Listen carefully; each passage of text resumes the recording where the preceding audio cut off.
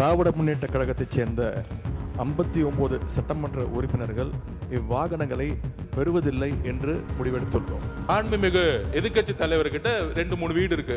ஆனா அரசு பங்களால இருக்கிறார்ல, அரசு பங்களால இருக்கிறார்ல. எதிர்க்கட்சி தலைவர் அமைச்சர் அந்தஸ்தில் இருக்கிறார். அவருக்கு அது அவருடைய உரிமை, அரசாங்கம் தருகிறது. எனவே அந்த வீடு கொஞ்சம்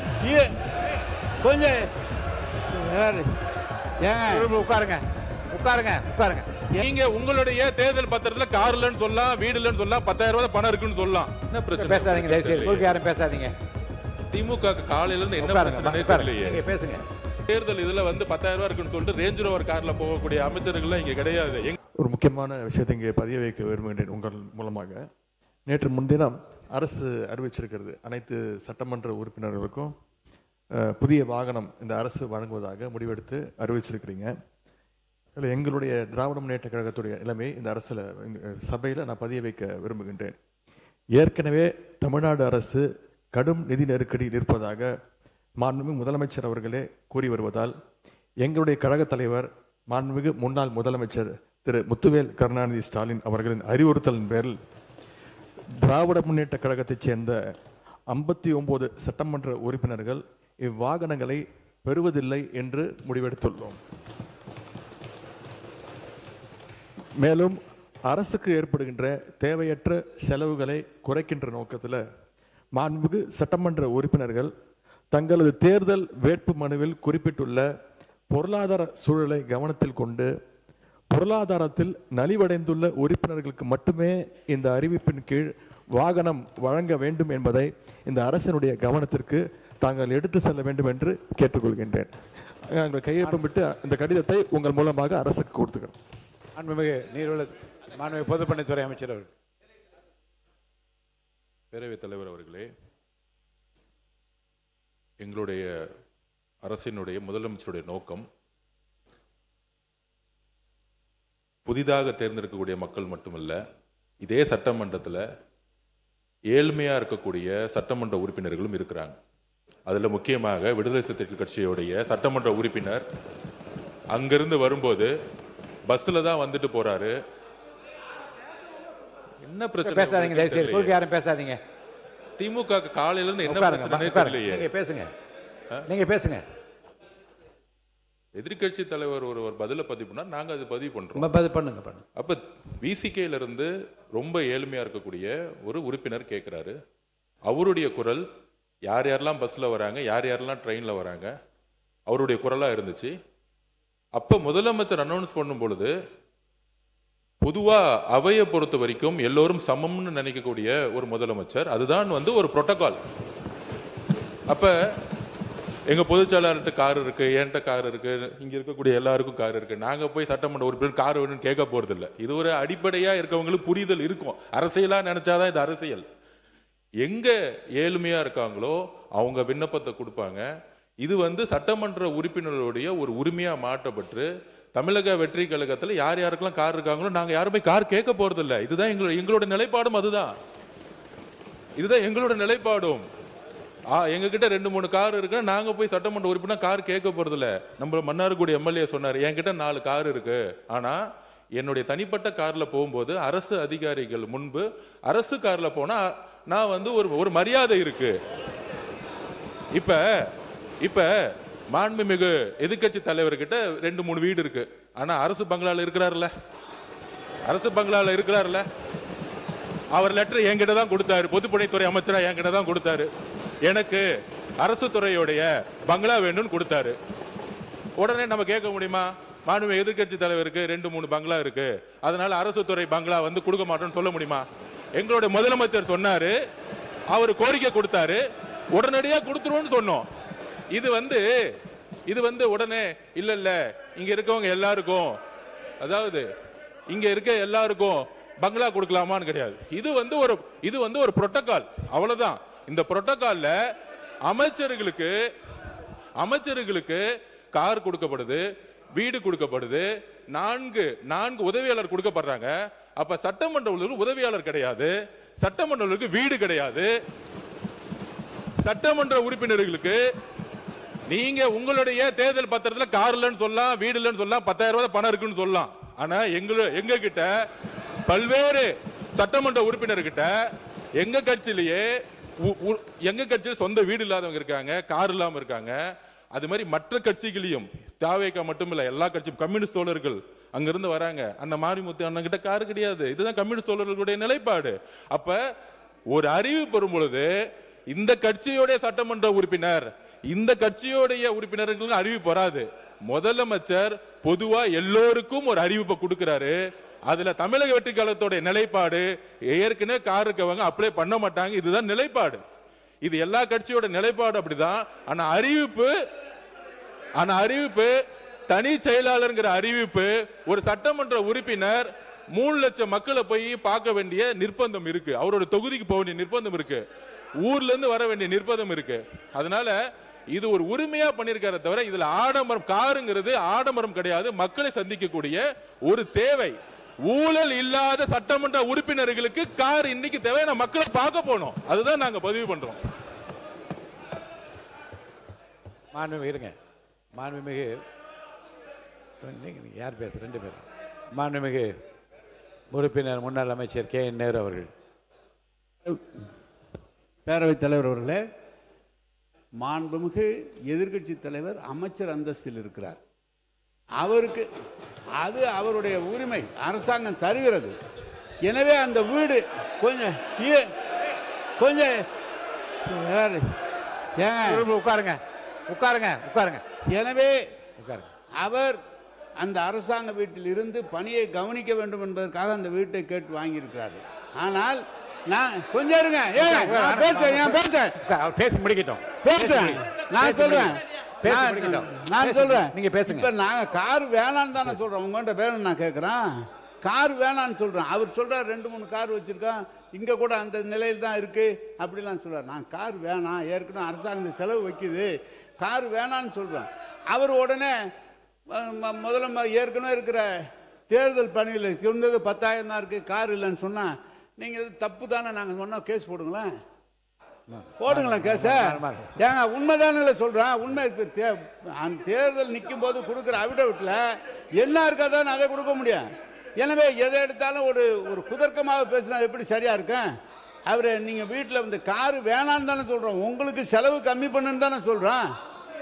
அதுக்காக ஒருத்தர நீங்க வந்து 4 வீடு வச்சிருக்க, 3 வீடு வச்சிருக்கேன்னா தெரியுமா? அமைச்சருக்கு தெரியுமா என்பது தெரியல. அமைச்சர் இப்ப சொந்த வீட்டில் இருக்கிறார். ஆனா அந்த அரசாங்கம் அந்த வீட்டுக்கு வாடகை கொடுக்குது. அது தெரியுமா அவருக்கு? அமைச்சருக்கு வீடு சொந்த வீட்டில் இருந்தா கூட அதுக்கு வாடகை கொடுக்குறாங்க. அதை ஒண்ணு வேணான்னு எழுதி கொடுங்க. மாண்புமிகு பொதுப்பணித்துறை அமைச்சர்.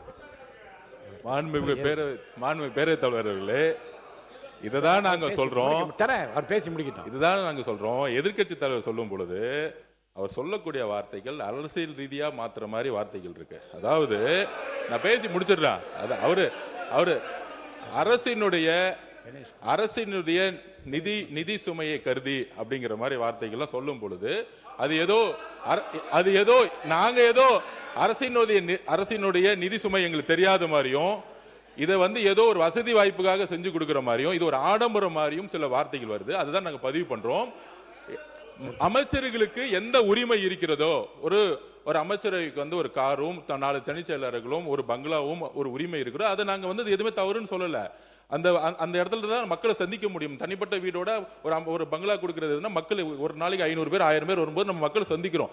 அதே மாதிரி சட்டமன்ற உறுப்பினர்களுக்கும் கடமையும் பொறுப்பும் இருக்கிறது. அதுக்கு தான் நாங்க பதிவு பண்றோம். இது ஆடம்பரம் அல்ல, இது அவங்களுடைய வேதனை.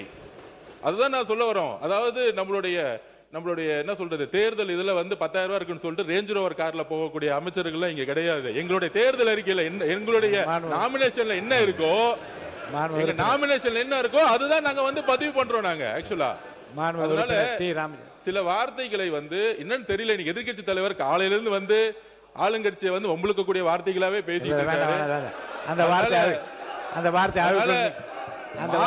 மானிய கோரிக்கைப்படி அந்த வார்த்தை அவைக்கு நீக்கப்படுகிறது. உறுப்பினர் டி ராமச்சந்திரன் பேசுங்க. அவங்க கருத்து சொல்லுங்க. இல்ல கம்யூனிஸ்ட் கட்சி சார் அவங்க சொல்லுங்க, உங்க கருத்து சொல்லுங்க. மாண்புமிகு பேரவைத் தலைவர்களே, சொல்ல வைக்கிறேன். இருங்க சொல்ல வைக்கிறேன், இருங்க அவர் பேசி முடிக்கிட்டு சொல்ல வைக்கிறேன். மாண்புமிகு பேரவைத் தலைவர்களே, சுருக்கமா சொல்லுங்க. சில சட்டமன்ற உறுப்பினர்கள் கார் வேண்டும் என்று முதலமைச்சர் கோரிக்கை வச்சாங்க. ஆமா, முதலமைச்சர் அறிவிச்சிருக்காங்க. ஆமா. ஆகவே இல்லாதவங்க கொடுக்கணும் வேணும்னு சொல்ல, எங்களை பொறுத்தவரை கார் தேவையில்லை என்பது எங்களுடைய நிலைப்பாடு என்பதை தெரிவித்துக் மாண்புமிகு பாட்டாளி மாண்புமிகு உறுப்பினர் கணேஷ்குமார், முனைவர் கணேஷ்குமார் அவங்க சொல்லிட்டேன். மாண்புமிகு பேரவைத் தலைவர் அவர்களே, அடுத்தது விடுறேன். நீங்க ஒரு சட்டமன்ற உறுப்பினருக்கு மக்கள் பணி செய்வது என்பது மிக அவசியமான ஒன்றுதான். அவர்களுக்கு கார் என்பது ரொம்ப முக்கியமான விஷயம். ஏன்னா கார் வந்து அனைத்து கிராமங்களுக்கும் சென்றடைவதற்கும், இப்ப என்னுடைய தொகுதியெல்லாம் எடுத்துட்டீங்கன்னா 330 ஊராட்சிகள் கிட்ட இருக்கு. அதெல்லாம் போய் பார்க்கணும்னா பொருளாதாரத்தில் பின்தங்கிய சட்டமன்ற உறுப்பினர்களுக்கு கார் என்பது ரொம்ப அவசியம் தான். இப்ப என்கிட்ட கார் இருக்கு, இப்ப எனக்கெல்லாம் கேட்டீங்கன்னா கார் தேவையில்லை. அப்ப எங்களுடைய விருப்பத்தையும் கேட்டு, இப்ப எங்க கட்சியிலே 2 பேருக்கு வந்து உண்மையிலேயே பொருளாதாரத்தில் பின்தங்கியவர்கள் இருக்கிறாங்க. மற்ற கட்சி உறுப்பினர்கள் நான் போன வாட்டி அங்க கேட்ட போது கூட 2ஆம் முறை சட்டமன்ற உறுப்பினராக இருப்பவர்கள் கூட பொருளாதாரத்தில் பின்தங்கியவர்கள் இருக்கிறாங்க. அப்ப பொருளாதாரத்தில் பின்தங்கி இருப்பவர்களுக்கு யாருக்கு உண்மையிலேயே கார் தேவையோ அவர்களுக்கு வழங்கலாம் என்பதுதான் எங்களுடைய கருத்து. அந்த நிலைப்பாடு அதை நீங்க சொல்லுங்க. மாண்புமிகு எதிர்க்கட்சி தலைவர் அவர்கள்.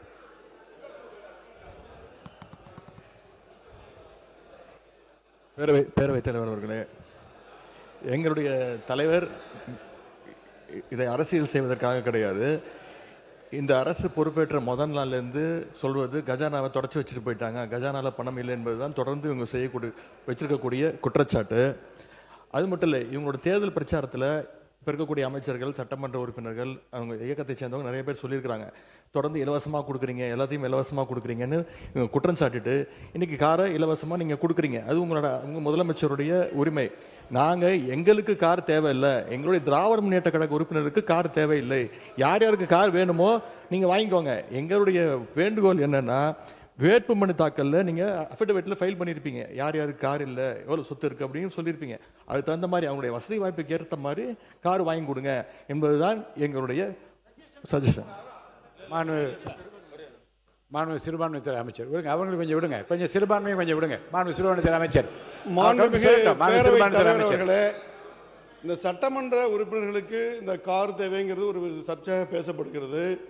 பல ஆண்டுகளுக்கு முன்பே மாண்புமிகு முன்னாள் முதலமைச்சர் டாக்டர் கலைஞர் கருணாநிதி அவர்களால் 300க்கும் அதிகமான யூனியன் சேர்மன்களுக்கு அரசு தரப்பில் வாகனம் வழங்கப்பட்டுச்சு. இது ஒன்றும் புதுசு இல்லை. அப்போல்லாம் நிதி நிலைமை அப்பவும் இப்படி தான் இருந்தது. அப்போல்லாம் கேள்வி கேட்காம இப்போ ஒரு சட்டமன்ற உறுப்பினர்களுக்கு கிடைக்கிறது கேள்வி கேட்கறது சரியானதாக பண்ணுவோம்.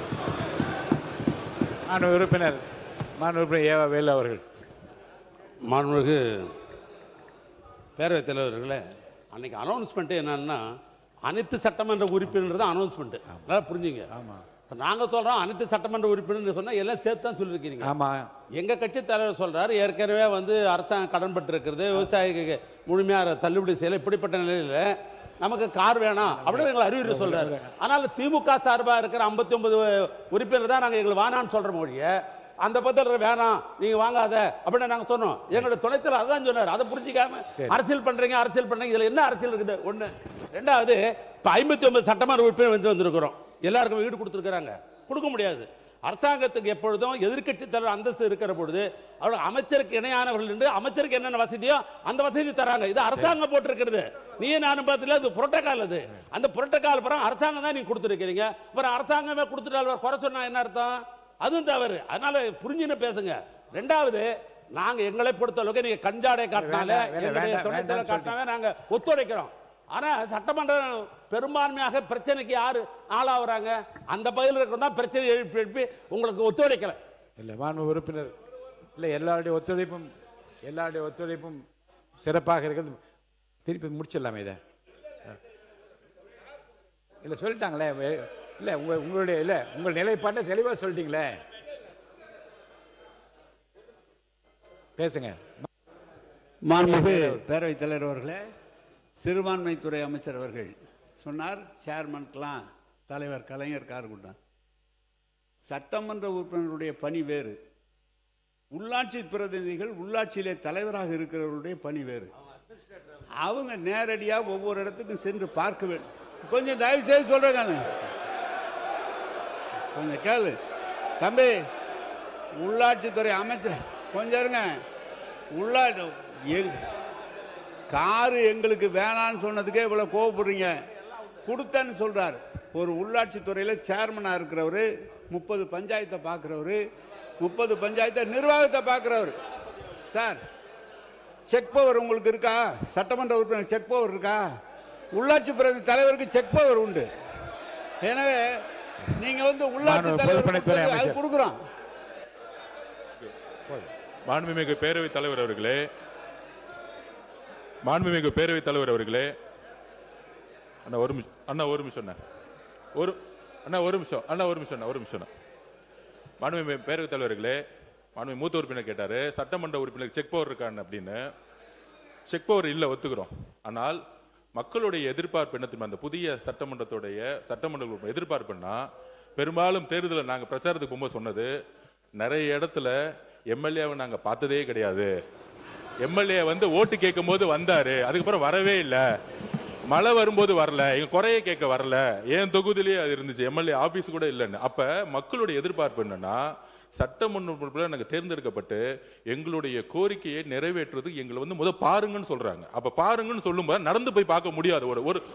ஒவ்வொரு சட்டமன்றத்தை இடத்துல பார்க்கும்போது கிட்டத்தட்ட 3 லட்சம் பேர் இருந்தாங்கன்னா, இப்ப 7 வார்டு இருக்கு என் தொகுதியிலனா, 7 வார்டு வந்து நம்ம நடந்து போய் பார்க்க முடியாது.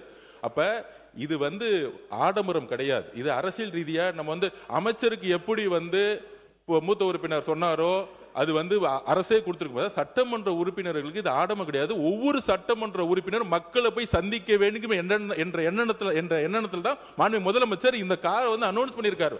மக்களை சந்திக்க வேண்டும், இதுதான் முக்கிய கோரிக்கை. சந்திக்கும் போதுதான் அனைத்து டிபார்ட்மெண்டோடைய ஒவ்வொரு ஆபீஸ்க்குள்ள போய், இப்ப நீங்க வந்து உள்ளாட்சி துறையெல்லாம் இந்த ஆபீஸ்ல உட்கார்ந்துட்டு ஒரு சட்டமன்ற உறுப்பினர் கேள்வி கேட்கும் போது அந்த அதிகாரிகள் உள்ளபடியே ஒரு பயம் வரும். இல்ல வீட்டுக்குள்ளேயே உட்கார்ந்துக்கிட்டு நம்ம வந்து ஒரு அரசியல் செய்ய முடியாது. மக்களுடைய தேவைகளை ஒவ்வொரு தெருவா செய்யணும். அதுக்குதான் இந்த இதை தவிர இது ஆடம்பரம் கிடையாது. எதிர்கட்சி தலைவருடைய நிலைப்பாடுல நாங்களும் இருக்கோம். யார் யாருக்கெல்லாம் கார் இருக்கு அவங்க ஆட்டோமேட்டிக்கா யாரும் அப்ளை பண்ண போறது இல்லை. ஆனா ஒரு முதலமைச்சருடைய அறிவிப்பு பொதுவான அறிவிப்பா தான் இருக்க முடியும். இதுதான் ஒரு அரசுடைய புரோட்டோகால். மாண்பு உறுப்பினர்களுக்கு தலா பேசுகின்ற உறுப்பினருக்கு தலா 5 நிமிடம் மட்டும் ஒதுக்கப்படுகிறது. 2 மாண்பு அமைச்சர்கள் பதில் சொல்ல வேண்டிய கட்டாயமும் இருக்கிறது. பிற்பகல் 2 மணிக்குள் முழுமையாக சட்டமன்றம் நிறைவு பெறும் என்று ஏற்கனவே சொல்லிவிட்டோம். மாண்பு அமைச்சர்களின் பதில்களுடன் அவை முடிவு பெற வேண்டிய கட்டாயத்தில் இருப்பதால் பேச வருகின்ற மாண்பு உறுப்பினர்கள் தயவுசெய்து 5 நிமிடங்களுக்கு மிகாமல் உங்கள் கருத்துக்களை 6 மானிய கோரிக்கை மீது வைக்க வேண்டும் என்று கேட்டுக்கொள்கிறேன். நான் சொல்ல ஜூன் 21, 2024 மாண்புமிகு முன்னாள் நம்முடைய பேரவைத் தலைவர் அப்பாவு அவர்கள் இந்த அவையில் சொன்னதான் நான் படிக்கின்றேன். அப்போதும் அதற்கு கட்டுப்பட்டு நீங்கள்லாம் 5 நிமிடத்துக்குள்ள பேச்சை முடித்திருக்கின்றீர்கள். இப்போதும் கொடுக்கப்பட்ட நேரத்தில் விரைவாக முடிக்கும்படி நான் கேட்டுக்கொள்கிறேன்.